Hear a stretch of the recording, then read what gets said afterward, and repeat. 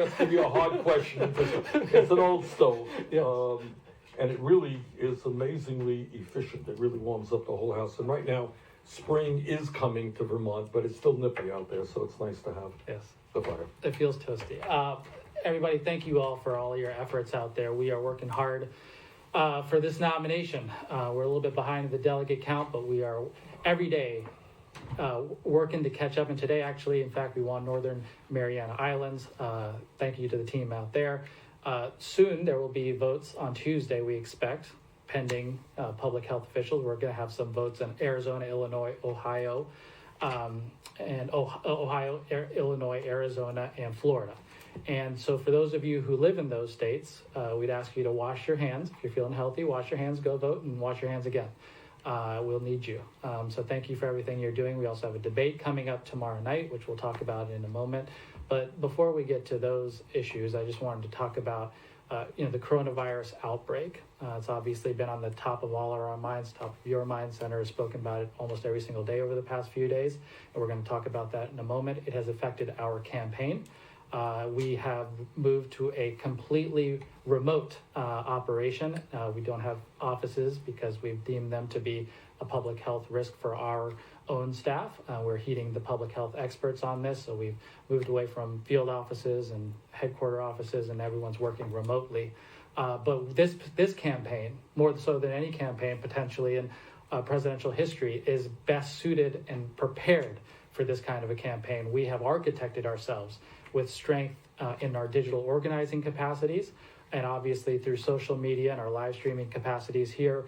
We are going to flex every muscle we've got on this campaign to make sure that we are communicating with voters on a frequent basis, and we're going to be innovating. In fact, I think Monday night we'll be doing hopefully a rally with some bands and providing entertainment to make sure people are engaged as they are sitting at home thinking about not spreading the coronavirus. Senator, and that's the way I'll tee it up for you, Senator, is that, you had some remarks the other day that struck all of us, which is that we're in this period of social distancing, or they call it social isolation, and people are sitting apart, and yet, more so than ever before, this pandemic has reminded us that we're all in it together. And I wonder if you'd reflect on how this has caused you in our campaign to think about the policy issues that affect this nation. Right. Thanks very much, Faz. We are in an unprecedented moment in American and world history. I have never seen anything like this in my life, nor has anybody else out there. And it seems to me that what we have got to focus on now is how we deal with the short-term crises that we're facing, which are very, very severe. What we learn from these crises in order to prepare ourselves for the future in terms of understanding how we got here, where we want to go differently in terms of at least healthcare and the economy.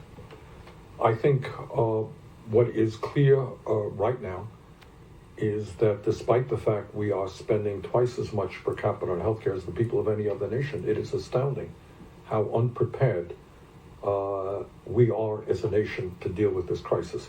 And obviously this deals with Trump and the pathetic nature of his administration, but it does go beyond that. The idea right now that we do not have enough test kits available, that we do not have the latest methodology in terms of processing the results, the idea that there are millions of people out there who would like to get tests, they don't know where they can go to get the tests, the idea that we are failing from a primary healthcare point of view, where people can't gain access to a doctor in many parts of this country, even if they have insurance, the idea that 87 million of us are uninsured or underinsured, and there are people actually out there maybe watching this event right now who are saying, I don't feel well. I may have the symptoms of the coronavirus. I can't afford to go to the doctor. Or if I do go to the doctor and I get tested and I'm found positive, you know what? I can't afford the treatment. Take a step back. How insane is that? So I think what people are now understanding is that the function of a rational and humane healthcare system, not just in a crisis like today, but in general, must be to provide quality care to all, be prepared for epidemics, And let us be frank, this is not going to be the last epidemic facing this country. That the function is to take care of people, not to make huge profits for the insurance companies and the drug companies. And I want to tell you something, Faz. What my perception is that more and more people, as a result of this crisis, see the dysfunctionality and the stupidity and the irrationality of the current system. That's number one. Then you got the drug companies out there. There are reports out there that drug companies are now trying to figure out ways they can make huge profits out of this terrible crisis. And some of these drug companies have received significant amounts of federal funding. So the taxpayers of this country are providing substantial funds to the pharmaceutical industry, and the pharmaceutical industry is saying, how can I profit from this crisis? And our response, of course, is you're not going to profit from this crisis. You are going to charge, you are going to make sure that we have the best medicine available as quickly as possible. And guess what? You're not going to charge a nickel for that. Because that is, our function is to take care of the people, not to take care of your profits. And that has to do, of course, with this crisis. But right now, even before this crisis, when we are paying in this country 10 times more for insulin as our people in Canada and other countries, that is totally unacceptable. We got to deal with that. But I think the main point that I wanted to make tonight is that when we look at the measures that we need to deal with this crisis, so that means social distancing, it means that millions of people are going to be staying home rather than going into work. It means that schools are closing, child care centers are closing. It means that the aviation industry, transportation in general, is going to see a lot less utilization than in the past. Restaurants are going to be seeing much less, many fewer people coming in there. What does this mean for the ordinary person? And let's take a steep, what does it mean? So you are a waiter, you're a waitress, okay? Business is cut in half. What are you supposed to do right now? Your mortgage bill is coming due, or your rent bill is coming due. Maybe you have an illness and you have to buy your prescription drugs. Maybe your kid is sick from any other illness, you got to go to the doctor. Maybe you have to make your monthly payments on your credit card. What happens to you if your income goes down? Let's take it. This is impacting millions and millions of people. So it is clear to me that what our policies must, unlike the Wall Street bailout of 2008, our focus must be on the needs of ordinary people and not just large corporations and the oil industry. Trump was quick to try to bail out the oil industry by requiring the government to purchase more oil for the oil reserve, which may or may not make sense.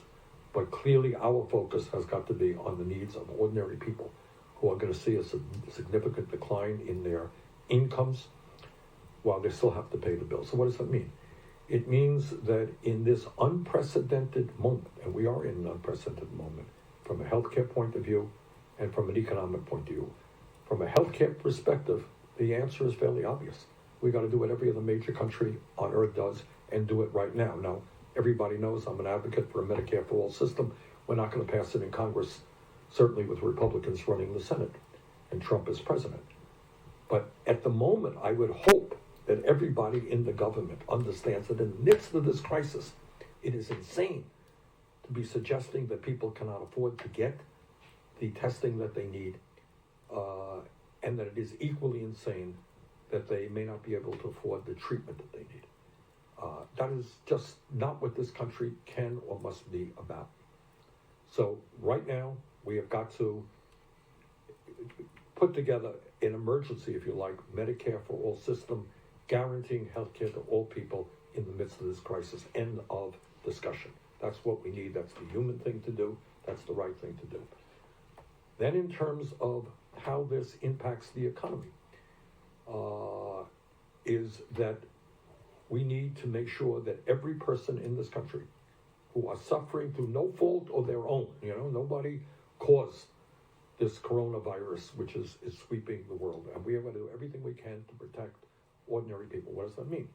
It means that we have got to make certain that people continue to have the income that they previously had. All right? That means you extend and expand unemployment benefits to cover everybody, and a lot of people in this country are not covered by unemployment benefits, but they're going to lose their jobs. They need income, and that income has got to be 100% of what they previously received. It means that we have to make certain that people do not see their credit scores go way up because they're late in paying their credit card bills. They're not getting foreclosed because they can't afford to pay their mortgages. So we have to make sure that people are not penalized, and what could be permanently. If your credit scores go up, it's going to impact your credit rating. Or down in this case. Or down, right. Well, the numbers go, yeah, you're right, down in this case. It's going to impact your future economic life. So bottom line is that in an unprecedented healthcare and economic crisis, we have got to respond through our government, state, local, and federal, most importantly, in an unprecedented way to protect the working people of this country. And let us not forget, for one moment, which we often do, that half of our people are living paycheck to paycheck, that we have 2 million people behind bars tonight, what's happening to them and their families, that we have 500,000 people sleeping out on the streets, and that we have people under enormous economic stress. And now is the time for the federal government to say, you didn't cause this crisis. It's not because you're lazy. It's not because you're drinking too much. This is because of a terrible illness which is sweeping the world, and we are going to protect you, not just the rich and large corporations. It's certainly true that the pandemic is enlightening people, I think, across the nation about the need for all of us to be in this together. You would argue, and I've heard you say a few times, that this should be a moment for us to learn the lessons of transforming our healthcare and economic system so that we don't revisit these kinds of problems again. We are going to have epidemics or these kinds of pandemics in an era of climate change. We worry that these kinds of things may happen more frequently. The only way to deal with them is not episodically, but rather transformationally. Right. I mean, if you had a rational healthcare system, people throughout the country would not be worrying about whether or not they can afford the tests or the treatment. They'd go to if you had a rational healthcare system, we would have far more doctors than we have right now. You would not have hospitals in many parts of this country, in rural America, closing down. I worry very much. I mean, in Boston, maybe the most sophisticated medical city in America, people are having a difficult time finding where to get their treatment. What happens if you're in the middle of a rural area where there is not a hospital 100 miles near where you are? That's why we need a rational healthcare system designed to provide healthcare to all, not huge profits for the drug companies and the insurance companies. And by the way, this crisis is making people more than aware of that. And then you go to another issue. This is the wealthiest country in the history of the world. We don't even produce the face masks that we need right now, medical masks that we need. We're not producing the rubber gloves that doctors and others need. We're not producing the ICU units that we need, the ventilators that we need. We don't have enough doctors and nurses and medical personnel. God knows we have more than enough people to tell us that we're late in paying our insurance bills or that we didn't get covered for what we thought we paid for. But we don't have enough doctors. What does that say about the system? We would like to encourage you to submit your questions. Our social media team is standing by, so please make sure to employ social media, tweet them.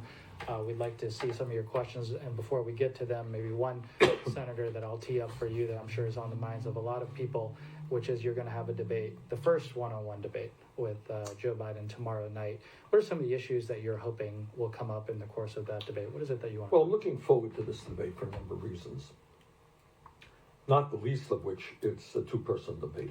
I have a real problem, as I think many Americans do, with debates that turn into food fights when you have 7, 8 people up there or more yelling and screaming and trying to get the soundbite of the night that the media will pick up on.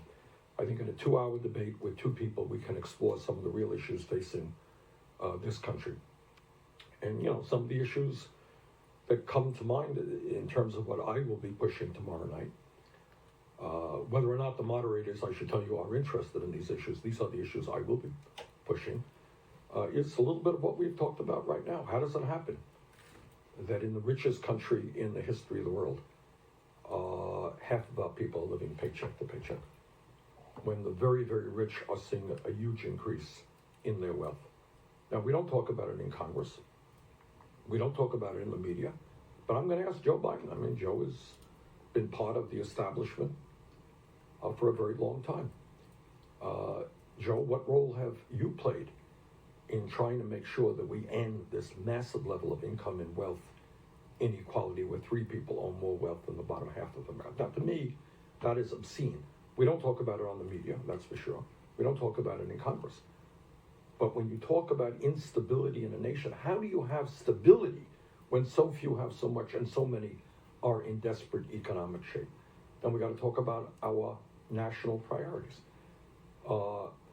And my question will be to Joe, will you continue to support tens and tens of billions of dollars a year in tax breaks and subsidies for the fossil fuel industry when the scientists are telling us that it is fossil fuel which is destroying, through climate change, our country and the entire world? What ideas do you have? I believe in the Green New Deal. I believe we can create up to 20 million jobs transforming our energy system away from fossil fuel and energy, moving to energy efficiency and sustainable energies. What do you think? Is there really a moderate approach when the scientists are telling us we need drastic action now if we're going to save the planet? In terms of other issues out there, Joe Biden, who is a friend of mine and a very decent person, Joe has received campaign contributions from at least 60 billionaires. He has a super PAC. There are other super PACs out there that are attacking us every single day, coming from the healthcare industry and coming from the Wall Street end of the Democratic Party. Joe, do you really think you're going to gain the confidence of the American people, the excitement that you need in order to defeat Trump, who is clearly the most dangerous president in modern American history? Are people going to believe that you're going to stand with the working families of this country when you are so dependent for your funding on billionaires and super PACs that are funded in undisclosed ways by the wealthiest people in this country? My question to Joe Biden will be, Joe, you got 45 million people dealing with student debt today. You voted for the Wall Street bailout. Are you going to vote to bail out the tens of millions of people now who are struggling with student debt? Are you supportive of our efforts to make public colleges and universities tuition free? Are you supportive of our efforts to, in a very significant way, move forward with a wealth tax and progressive taxation in this country so that the wealthy start paying their fair share of taxes? What are we going to do about mass incarceration in America and the racism that exists in our criminal justice system? What are we going to do about a totally broken immigration system and the need to end the terror that communities all over this country are experiencing when undocumented people are seeing raids coming from ICE and other federal agencies? So there's a lot to be discussed, but what I'm going to do tomorrow, look, I think, correct me if I'm wrong, is this the 10th debate that we're having?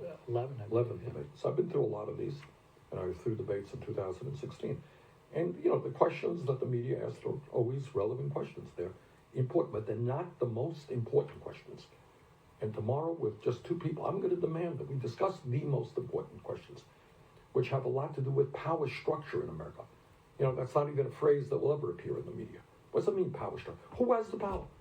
What does it mean when a handful of billionaires can exert enormous power over the political process in this country?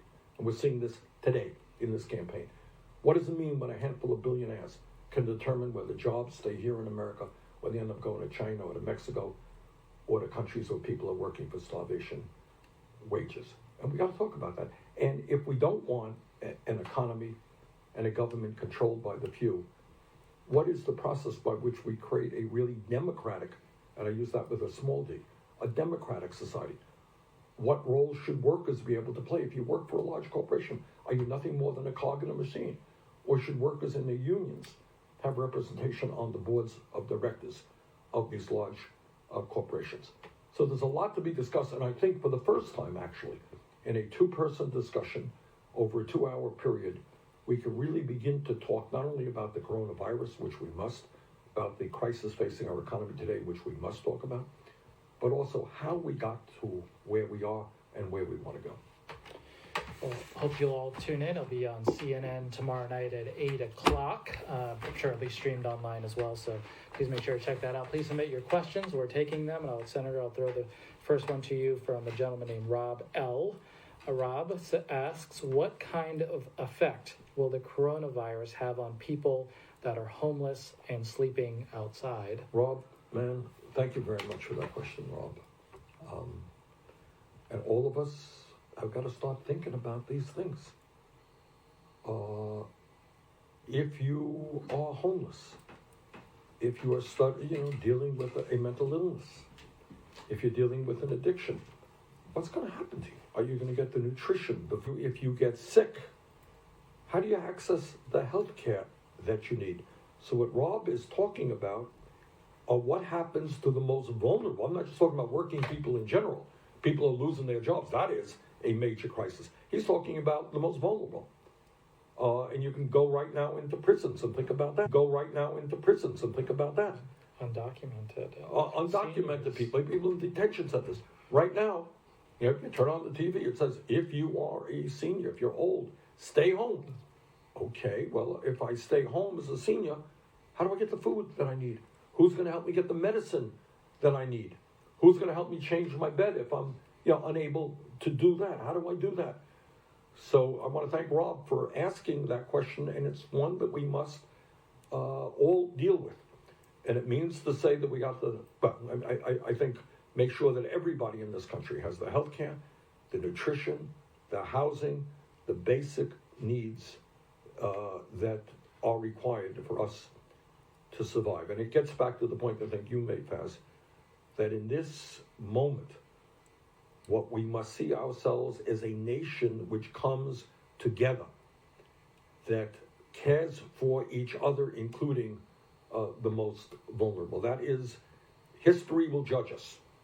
If we are a greedy pharmaceutical industry who thinks you can profit off of this moment, history will judge you. And I will do everything I can as a United States Senator to prevent that from happening. But this is the moment when people said, okay, how do we work together to make sure that the most vulnerable, to make sure the middle class, working families, our children, kids turn on the TV. They're scared. They're not going to school right now. How do we make sure that they get the protection, emotional protection that they need to do well in this crisis? It's a test of our values and a test of what the proper role of a government should be in protecting people. Here's a couple of questions that came out. I'll lump them together because they're similar. From Lily. Thank you, Lily, for your question. Do you think the government is not doing enough when handling this coronavirus epidemic? So maybe think it's here. And then the second question is from Colored Pencils 1. How can I convince my parents that this crisis, they don't feel, this person says... We take one at a time? Sure. Let's just start off with Trump. And the answer is, I don't want to waste any time talking about Trump. Everybody in the world knows my views on Trump. But clearly, he will have to bear responsibility for trying to diminish and minimize the impact of this crisis. What an honest leader does is say to the American people, and Angela Merkel did this in Germany, I think, said, look, we got a crisis. She estimated that in Germany, I don't know if she's right or not, some 70% of the people might be infected. That might be high, it might not. But you got to level with the people. And this was a guy who was trying to diminish it. Oh, come April, making absurd remarks, which the scientists and the people at the CDC and the NIH are cringing at. You can't be a president and just talk it off the top of your head, especially when you don't know anything. So we are behind the 8 ball. We should have moved more aggressively. And right now, as I mentioned, I worry. And again, nobody knows what's going to happen. But I think you got to look at the worst case scenario. Are our hospitals prepared to deal with a huge influx of patients? Are our emergency rooms prepared? Tell you the truth, I've been in emergency rooms where it takes you 3 hours to get, if you break your hand, it takes you 3 hours to get care. And what happens in the midst of an epidemic. And that's what we got to be planning for. But right now, what we do know is there are certainly not enough ICU units. No one debates that. Is the government now making certain? And by the way, the government must take responsibility and tell manufacturers, or wherever it is that's making these ICU units, you know what? You are going to do it. And don't tell me about your profits. We will support you. We will help you. But you got to produce these things. You got to produce the ventilators. We got to be thinking about how we have the medical staff. We don't have enough doctors. That means maybe using interns, residents, people working under supervision, bringing retirees, retired nurses back into the operation. So the answer to the question is no. Of course, Trump and his administration have not done what they should have to prepare us for this crisis. I'll return to the second question, Senator. I'm told, by the way, that we have 100,000 people watching online. So this campaigning in the era of coronavirus, I appreciate that this is building our interconnectedness of what this movement is all about. I appreciate it. As you know, Faz, more than anybody, and as everybody knows, I love doing rallies. We have had unbelievably moving town meetings all over this country. But we can't do that now. So we're going to have to figure out a way to substitute that for this campaign. And that we have 100,000 people already on is exciting. The question from Colored Pencils, one I referred to earlier, is how can I convince I do, that this crisis is just a taste of what will happen if we don't enact Medicare for all, humane foreign policy, and the Green New Deal.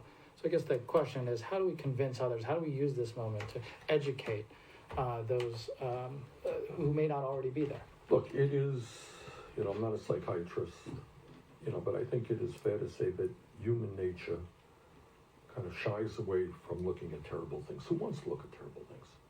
Who wants to? And it's so easy to say, well, some people are getting sick. This is not that serious a problem. The answer is this is a very, very serious problem. That's not me. That's what the doctors are saying. That's what the scientists are saying. And we have to do everything we can to prevent the spread of this disease. But you know what? Climate change is also a very, very terrible problem. And we're seeing, no one's talking about climate change. I guess we're focused on the coronavirus. But what, again, the leading scientists in the world are telling us is that we have a limited amount of time to act aggressively through a Green New Deal, in my view, to transform our energy system away from fossil fuel to energy efficiency and sustainable energy. And we cannot let the greed of the fossil fuel industry decide what kind of planet we leave to our kids and future generations. So we are in a difficult moment. We're in a difficult moment regarding democracy. I mean, we have a president who believes in autocracy, not in democracy. We have Republican governors all over the country who are trying to suppress the vote. We have elections just recently in this whole primary process. What was it in North Dakota? In Fargo, North Dakota, there were pictures of people in 23-degree weather who were waiting online for hours to vote. Do you really have to wait hours to vote in the cold in the United States of America? Can't we do a little bit better than that? In Michigan, there were very long lines. People gave up. I mean, So we got some, to answer your question, we are facing a series of very, very significant crises, and we need unprecedented action right now in order to protect our democracy, to protect our planet, to protect the health of our people. There's been a few questions, and I'll just lump them all together, Senator, about the House has taken some action on a coronavirus piece of legislation. They'll be, I think, coming over to the Senate, and you'll be returning next week to vote on it. And people were looking for what are your reactions and thoughts to that? My impression is that Nancy Pelosi and the House leadership made a good faith effort to try to do some very important things. I myself would have gone further, but they made that effort. But they ran into opposition from the Trump administration. So they had to water down what they ended up passing in the House, what I suspect will be voting on in the Senate. Among other things is, I gather, that unemployment benefits will be expanded and extended, but not for everybody. Well, that doesn't make a whole lot of sense to me. If you lose your job, you should have unemployment benefits. My understanding is that what they have said is that you will have paid sick leave, but only for companies under, I believe it's 500,000. 500, under 500 employees. 500 workers, right, Yeah. 500 workers. And that means that companies like McDonald's, where you have a lot of low-wage workers, Burger King, Amazon, Walmart, will not be guaranteeing sick leave to their workers. And these are workers who desperately need that. So that seems to me to be very much inadequate. So those are some of the clear, and thirdly, I understand that the bill will pay guarantees or demands that the insurance companies pay for the testing, but not for the treatment. So what does that mean? I go in, I get tested, I'm positive, and it's going to cost me thousands and thousands of dollars to get treated, but I don't have the resources to get the treatment. So there are clear deficiencies, and I should tell you all that right now our Senate staff will be working on legislation to fill those gaps, a legislation that makes sure that all of our people will be able to get the health care and the treatment that they need, regardless of their income, and that we will do everything possible to make sure that people get the financial assistance they need in the midst of this economic crisis, so they are not permanently harmed, that they will be able to maintain their standard of living. This fire is no joke. Do we need to add more wood, or is this okay? We do That's okay? fine. This is from Florida. He doesn't know much All right. about I don't know fires. anything about fires. Senator, I guess this is another element of this coronavirus issue that we're dealing with. Maybe we'll take one or two more here, and then we'll wrap it up. But one of the questions is about how you will protect gig workers, independent contractors, and restaurant workers in these. And you're actually talking about groups of people who are for the most part, non-unionized, or they don't have benefits, they don't have protections, And often not eligible for unemployment as well. That's right.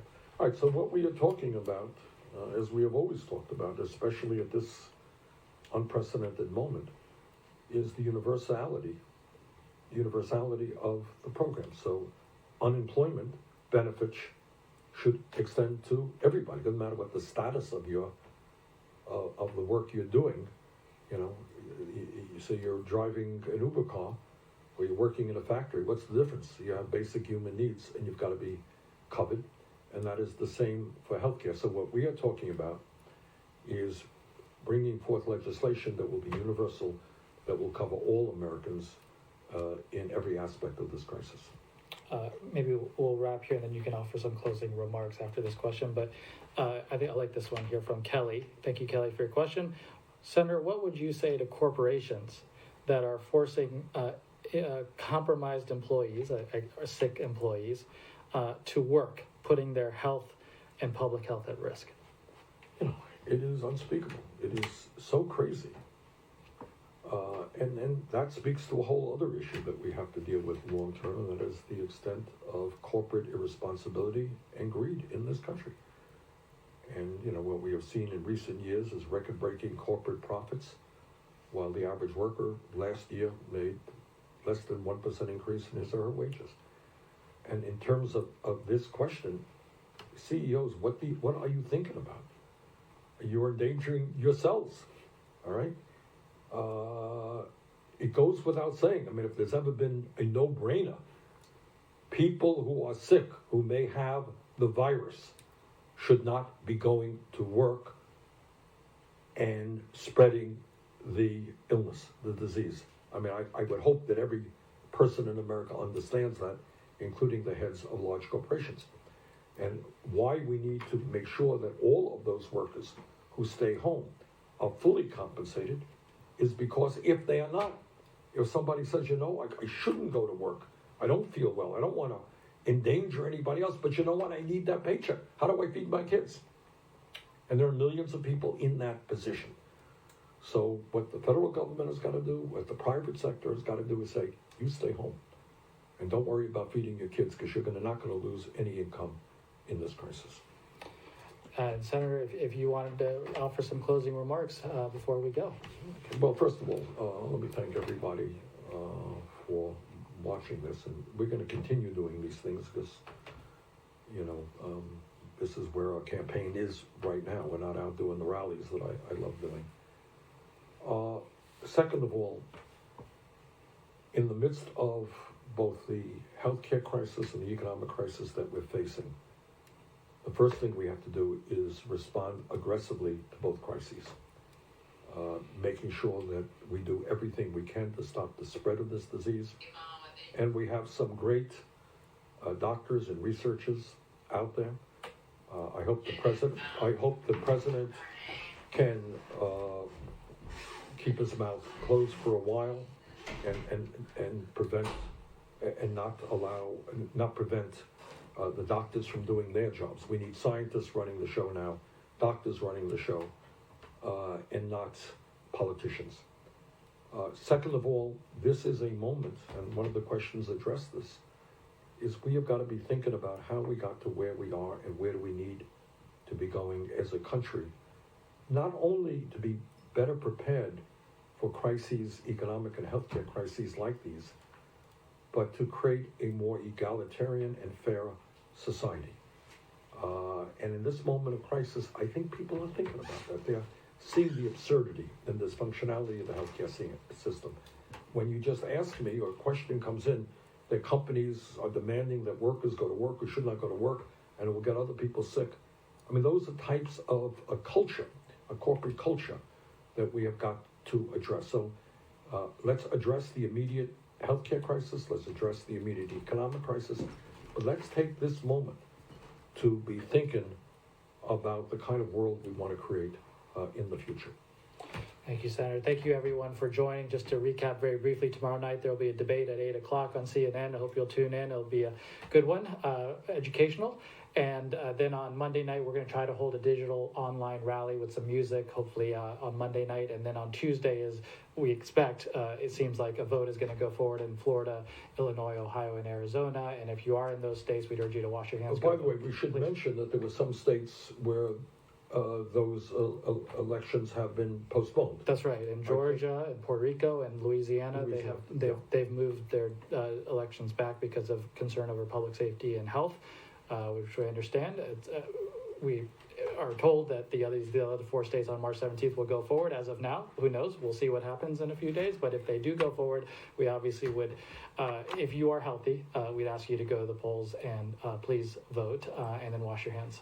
Well, let me just conclude by thanking you all for watching what we're doing here, and also to keep the faith on this one. These are tough times. We will get through this.